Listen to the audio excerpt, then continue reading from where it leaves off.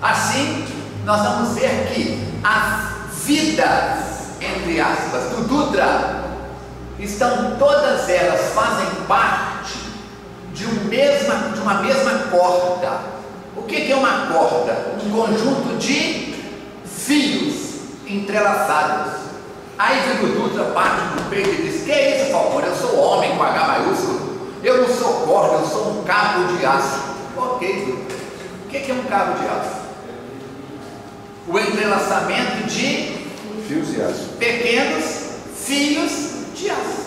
Deu para entender? Aí forma um cabo. De acordo com a espessura desse cabo, ele vai ter maior ou menor resistência. Um cabo ou uma corda da espessura do meu dedo mínimo, um cabo ou uma corda da espessura do meu antebraço, um cabo de aço ou uma corda da espessura da minha coxa. Quanto mais espesso, maior a resistência, mais peso suporta. Quanto mais o Dutra tenha temperado a alma dele nas muitas encarnações, numa única vida, mais resistente é o Dutra. E se o Dutra for uma corda ou um cabo de aço fininho, a resistência dele é menor. Vamos para uma corrente. Diz o ditado princípio que uma corrente tem a resistência do seu elo mais frágil. Não adianta você ter uma corrente de navio. A fábrica que fez as correntes do Titanic, cada elo tinha quase 1 metro. Muito bem, se no meio daqueles elos um fosse mais frágil, a corrente teria a resistência daquele elo.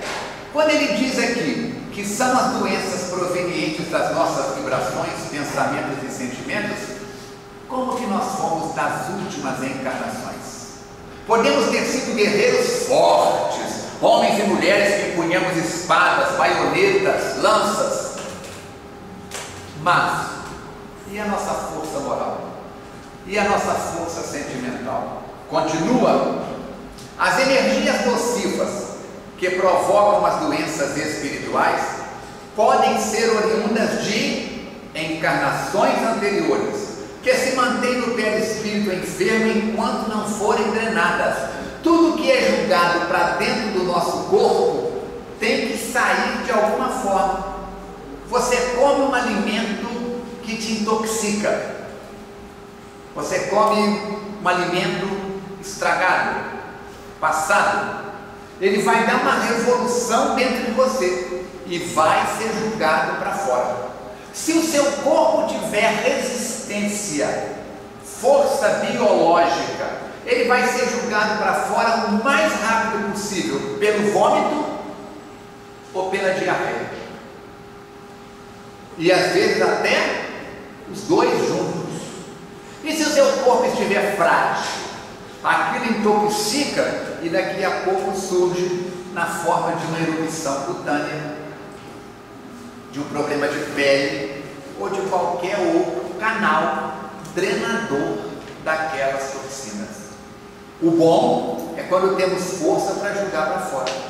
E os pensamentos, palavras e atitudes que intoxicam a nossa mente, que intoxicam-nos o espírito, o perispírito, ficam agregados, interiorizados. Numa próxima encarnação, aquilo vem à tona e é drenado. Continuando, a cada reencarnação trazemos já no nascer os efeitos das energias nocivas presentes em nosso perispírito e que se agravam à medida que na encarnação atual acumulamos mais energias negativas. Olha só, eu reencarnei trazendo no meu perispírito, eu tenho um perispírito que me acompanha na vida biológica como na vida espiritual. É o mata-borrão, é o meu centro de registros. Então eu reencarno com comprometimento no aparelho respiratório. Vamos colocar de sentido figurado, né? Uma metáfora, com 20 quilos de peso no aparelho respiratório. Aí chego aqui, começo a me dedicar ao bem. Começo a mudar os meus pensamentos, comportamentos e sentimentos de acordo com o ambiente da minha família, ou com o meu esforço pessoal, e começo a aliviar aquela carga. Quando chega na hora do comprometimento aos 15, aos 20, aos 30 anos, eu reduzia a metade, eu reduzia um terço, eu reduzia um quarto. O comprometimento respiratório poderá ter uma eclosão, mas o resultado será bem menor. Voltamos ao ponto inicial. Eu reencarno com 20 quilos de quilopressão no aparelho respiratório pelo perispírito. E chego aqui e começo a pintar e bordar, como se fala. A pôr fogo em caixa d'água, bora dizer. E eu vou aumentando o meu peso. Quando chega aquela idade do comprometimento respiratório, eclodir, não são mais os 20 quilos iniciais, eu acresci mais 10. E agora? A crise vai ser muito mais forte. Então, nós vamos voltar àquela frase que eu também cito com uma certa frequência, lá do Anton-Exupéry, onde ele vai a raposa dizer para o pequeno príncipe que tu te tornas eternamente responsável por tudo aquilo que cativas. A doutrina espírita diz, Rogério, que o bem que você faz hoje anula o mal que você fez ontem. Por isso Mateus Fraga, o mentor da nossa casa, diz: fazer o bem faz bem. Faz bem para mim, faz bem para você também. Onde quer que estejamos, façamos todo o bem ao nosso alcance. Ah, mas pera, você está me chamando de pecador? Não, o que é a palavra pecado? A palavra pecado vem da raiz do aramaico de comportamento. Olha o comportamento aí. Muda o seu comportamento, muda o seu foco, e suas células acompanham uma mudança. A pessoa chega no consultório e o profissional de saúde se pergunta: e você, como é que está? Ah, doutor, graças a Deus, mais uma prima teve câncer no seio. Eu sou a única mulher da família que ainda não tive câncer no seio. Olha o que ela está julgando para as células dela. Ele perguntou como é que ela estava. Ela puxa uma parente que descobriu o câncer no seio para poder justificar que ela é a única que ainda não tem câncer no seio. Ela está entrando na frequência de quê? Do câncer. É só perguntando como é que você está. Eu disse: estou bem, melhorando cada dia mais. Nós sempre procuramos enfiar a doença no meio. Me dizem que indicando a posição corporal, peraí, senão eles não escutam o senhor na rádio. Cadê o microfone, Ana? Precisamos do microfone. Quando alguém quiser falar, levanta a mão por causa do microfone, senão o pessoal não pega em casa. Desculpa, obrigado. Eu queria saber se há alguma fundamentação de que a indicação corporal de uma doença é uma coisa negativa que a gente atrai para a gente. A indicação corporal? Apontar com a mão o local. Não é apontar com a mão, não é o dedo, senão nós vamos acreditar no nosso nós estamos falando, ela está falando dessa doença do seio e apontando para o seio dela. Não é o apontar, é o abordar. Mas eu acho que seriam os dois. Não, apontar, porque senão nós vamos acreditar que se você olhar, apontar para a lua ou para a estrela, nasce verruga no nariz. Isso é uma cultura, mas não tem nada a ver. Agora, quando a pessoa fala minha dor de cabeça, meu reumatismo, se ela falar meu reumatismo no joelho e apontar, o apontar não faz diferença nenhuma. É o campo vibracional da palavra. Hoje nós vamos estudar na parte final com o grupo de mediunidade a força da palavra, a energia do som, como é que isso funciona. Então nós temos que ter cuidado com o que nós falamos, porque a palavra gera vibração, movimenta forças, movimenta moléculas. Se eu aponto para alguém e digo desgraçado, não é o dedo apontado que atinge a pessoa, é a vibração que sai do meu campo energético para aquela pessoa. Porque se fosse assim, quem veio sem dedo, sem mão, já teria vantagem no processo. A cada reencarnação trazemos já ao nascer os efeitos respeito das energias nocivas presentes em nosso perispírito e que se agravam à medida que na reencarnação atual acumulamos mais energia negativa. Por isso nós vamos entender Francisco de Assis quando dizia que em verdade, nós temos muito mais coisas para agradecer do que para reclamar. A reclamação é um clamor que nos leva atrás.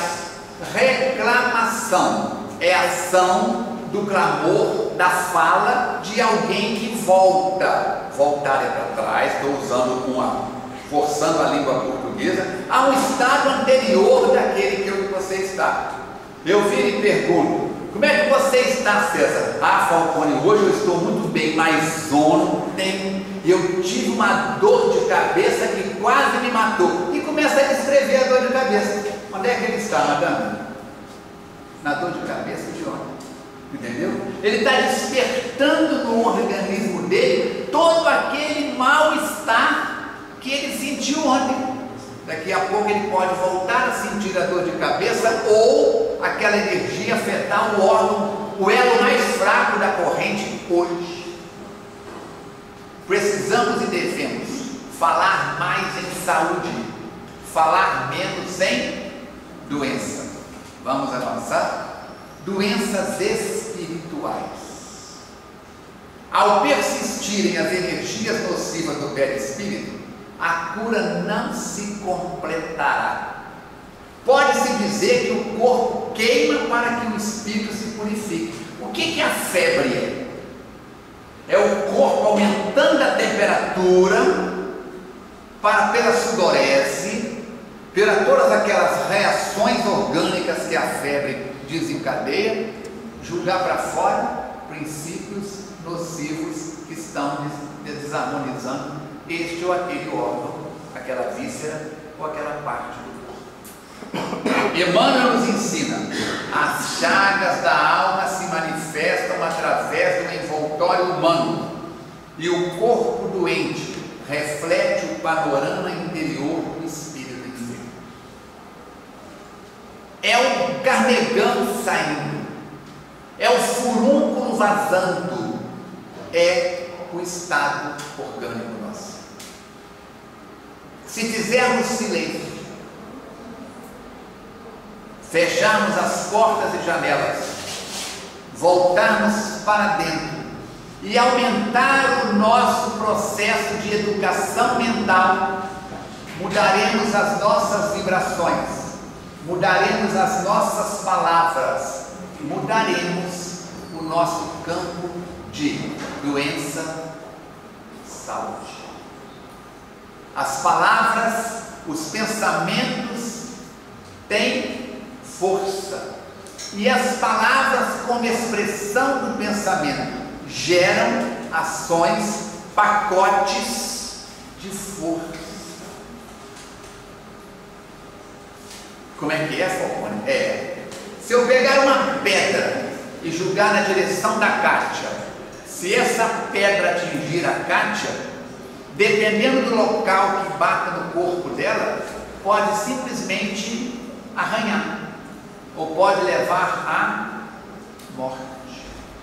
Se eu mando uma energia vibratória para a Kátia de ódio, e ela estiver frágil, isso pode desequilibrar o seu organismo fisiopsíquico. E se ela não se reequilibrar, ou se este ataque energético continuar, pode levar à morte. Da Kátia? Não. Do instrumento que a Kátia utiliza, que é o corpo